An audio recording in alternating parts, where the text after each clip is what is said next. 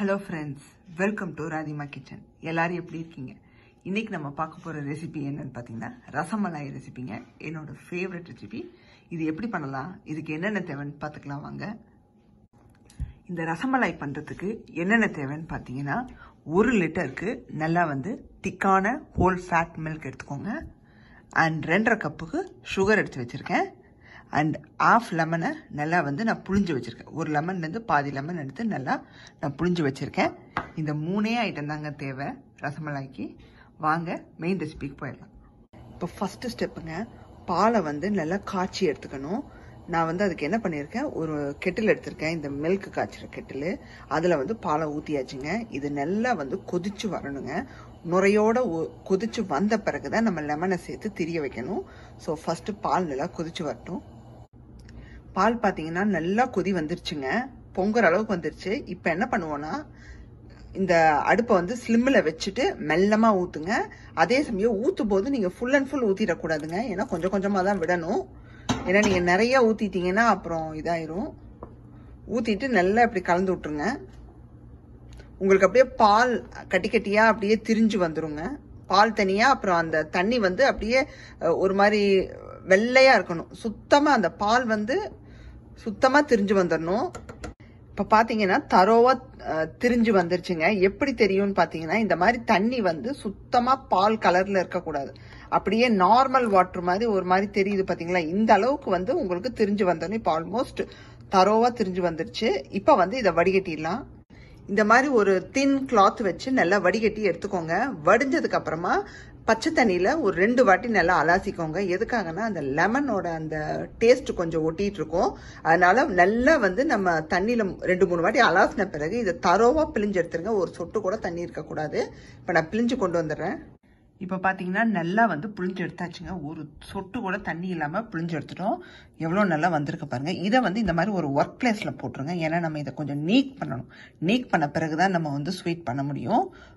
Sugar syrup பண்ணுறதுக்கு இந்த மாதிரி ஒரு பேன், நல்லா வைடான பேன் எடுத்துக்கோங்க. ஏன்னா அது குக் ஆகும்போது எக்ஸ்ட்ரா லார்ஜ் ஆகும். ஸோ அதுக்கேற்ற மாதிரி ஒரு பேன் எடுத்து வச்சுக்கோங்க.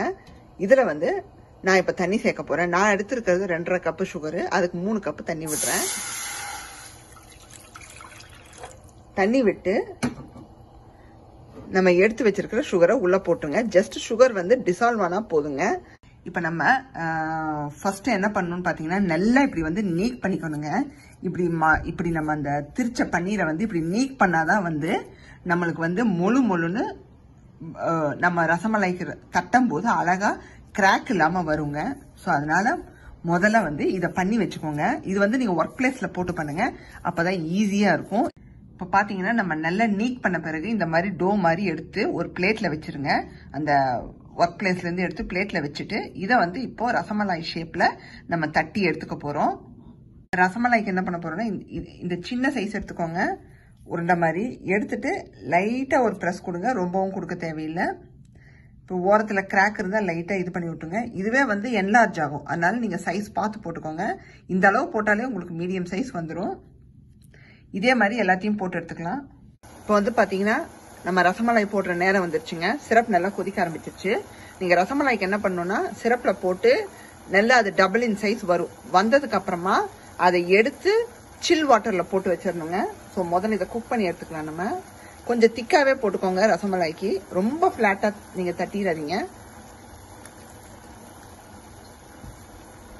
நல்லா அந்த கொதிக்கிற சிரப்பில் போட்டு விட்ருங்க. நல்லா அது டபுள் இன் சைஸ் ஆகும். ஸோ கொஞ்சம் இந்த மாதிரி பெரிய பேனா எடுத்துக்கோங்க.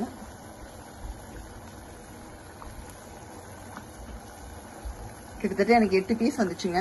நான் அதை உள்ள போட்டுறேன். போட்டுட்டு ஒரு லிட்டு போட்டு மூடி வச்சிருங்க. ஒரு 15 நிமிஷத்துக்கு விட்டுருங்க. அது நல்லா வெந்து வரட்டும். உள்ள போட்ட ஒரு 10 நிமிஷத்துல எவ்வளோ அழகா என்லார்ஜ் ஆகி வந்திருக்கு பாருங்க. இன்னும் ஒரு 5 நிமிஷத்துல இது ரெடி ஆயிரும். இப்போ பார்த்தீங்கன்னா இந்த மாதிரி நல்லா ரெடி ஆனதும் ஒரு கோல்டு வாட்டர் பக்கத்தில் ஒரு பவுலில் ரெடி பண்ணி வச்சுக்கோங்க. ஏன்னா சிரப்லேருந்து எடுத்து நம்ம தண்ணியில் கொஞ்சம் நேரம் போட்டு வைக்கணும். அதுக்கப்புறமா தான் நம்ம அந்த பாலில் சேர்க்கணும். ஸோ மெல்லமாக ஒரு ஸ்பூனில் எடுத்து இப்படி தண்ணியில் எல்லாத்தையும் போட்டு வச்சுருங்க. எவ்வளோ நல்லா என்லார்ஜ் ஆகி வந்திருக்கு பாருங்க. இப்போ நெக்ஸ்ட் ஸ்டெப்புங்க, நம்ம பாலில் போட போகிறோம் இல்லைங்களா ரசமலாயை, அதுக்கு வந்து ரெடி பண்ணிக்கலாம். அதுக்கு என்ன பண்ணியிருக்கேன்னா, நான் வந்து ஒரு 1.25 கப்பு மில்க் எடுத்திருக்கேன். நல்லா வந்து இந்த மாதிரி ஒரு சாஸ்பேனில் ஊற்றிக்கோங்க. இது நல்லா வந்து கொதிச்சு வரட்டுங்க. அதுக்கப்புறமா சுகர் சேர்த்துக்கலாம். இப்போ பார்த்தீங்கன்னா பால் நல்லா கொதிக்க ஆரம்பிச்சிருச்சுங்க. நல்லா இந்த மாதிரி நல்லா பால் கொதிச்சிருக்கணும். நல்லா கொதி வந்ததும் என்ன பண்ணுங்க, கொஞ்சமாக ஒரு ஸ்பூன் பால் எடுத்து இந்த மாதிரி குங்குமப்பூவை கரைச்சி வச்சுக்கோங்க. ஸோ அதை வந்து அந்த சேஃபரான உள்ளே விட்டுடலாம். இந்த மாதிரி பாலில் கரைச்சிட்டு விடுங்க. விட்டுட்டு நல்லா கலந்து விட்டுருங்க. இப்போ வந்து இதில் நான் வந்து ஒரு 1/2 கப் சுகர் எடுத்து வச்சிருக்கேன். இதை உள்ள சேர்த்துடலாம். உங்களுக்கு எந்த அளவுக்கு ஸ்வீட்னஸ் வேணுமோ அந்த அளவுக்கு சேர்த்துக்கோங்க.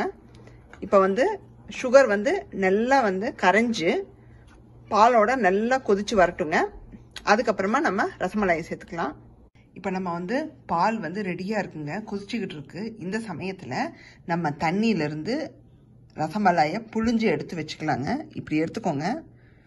மெதுவாக எடுத்துட்டு லைட்டாக டேப் பண்ணுங்க. ரொம்ப ப்ரெஷர் கொடுக்கக்கூடாது. அந்த தண்ணியை சுத்தமாக இப்படி எடுத்துட்டு இப்படி வச்சிருங்க. இந்த மாதிரி நம்ம பண்ணி வச்சிருக்கிற எல்லா ரசமலாயையும் இப்படி இப்படி பிழிஞ்சு இப்படி எடுத்து ஒரு பிளேட்டில் வச்சிருங்க. பால் நல்லா கொதிக்க ஆரம்பிச்சிருச்சுங்க. இப்போ நம்ம புழிஞ்சு வச்சிருக்கிற ரசமலாயை உள்ளே சேர்த்துருங்க. நீங்கள் வந்து ரசமலாயை சேர்த்துட்டு நல்லா ஒரு நிமிஷத்துக்கு நல்லா கொதிக்க விட்டுருங்க, ஸ்லோ ஃப்ளேமில் வச்சுட்டு. ஏன்னா பாலில் கொஞ்சம் குக் ஆகணும் இல்லையா. ரொம்ப ரொம்ப ஈஸியான ரெசிபிங்க அண்ட் யம்மியான ரெசிபின்னு சொல்லிக்கலாம். என்னோட ஃபேவரட் ரெசிபிங்க இது. அந்த அளவுக்கு வந்து வெந்து வந்திருக்குங்க ரசமலாயி. கையில் எடுக்கும்போதே அப்படி சாஃப்டாக இருக்குது, மெத்துன்னு. ஸோ பாருங்கள், நான் பாலில் போட்டாச்சு. நல்லா வந்து எந்த அளவுக்கு இடம் இருக்குமோ அந்த அளவுக்கு போட்டுக்கோங்க. போட்டுட்டு இது நல்லா ஒரு கொதி வரட்டும். அதுக்கப்புறமா ஃபைனலாக பிஸ்தாச்சோர் கொஞ்சம் சேர்த்துக்கணுங்க. இந்த மாதிரி பிஸ்தா இருந்துச்சுன்னா அதை நல்லா வந்து உடச்சி வச்சுக்கோங்க. அன்சால்டட் எடுத்து வச்சுக்கோங்க. அதை மேலே ஸ்ப்ரிங்கிள் பண்ணி சர்வ் பண்ணிடலாம். ரெண்டாவது மூடி வச்சு குக் பண்ணிடாதீங்க. ஏன்னா பால் வந்து ரொம்ப கொதி வந்து இதாயிரும். ஸோ ஓப்பனாகவே ஒரு நிமிஷத்துக்கு வச்சு இந்த மாதிரி பாருங்கள் கொதிக்க ஆரம்பிச்சிருச்சு. இன்னும் கொஞ்சம் கொதி வந்ததும் நம்ம பிஸ்தாச்சோர் ஆட் பண்ணி சர்வ் பண்ணிடுங்க. நல்லா வந்து தலன்னு கொதிக்க ஆரம்பிச்சிருச்சுங்க. உள்ள நம்ம அந்த ரசமலாய் போட்டதும் இப்போ வந்து இதில் இந்த பிஸ்தாச்சூரை ஸ்ப்ரிங்கிள் பண்ணி விட்டுருங்க. சூப்பராக வந்திருக்குங்க. நான் நினச்சே பார்க்கல, அவ்வளோ நல்லா வந்திருக்கு. இப்போ வந்து இன்னொன்றுங்க, இதில் வந்து ஆடையாக அப்படியே ஃபார்ம் ஆகும் பார்த்தீங்களா, அதெல்லாம் வந்து அப்படியே எடுத்து பால்லையே விட்டுருங்க. ஏன்னா அதோட சாப்பிடும்போது இன்னும் எக்ஸலண்ட்டாக இருக்குங்க. இப்போ இதை சர்வ் பண்ணிடலாங்க. சூப்பராக சர்வ் பண்ணியாச்சுங்க ரசமலாய். நான் சாப்பிட்டும் பார்த்துட்டேன். அவ்வளோ நல்லா இருக்குங்க. வாயில் வச்சதும் மெல்ட் ஆகுது. ரொம்ப சூப்பராக வந்திருக்குங்க.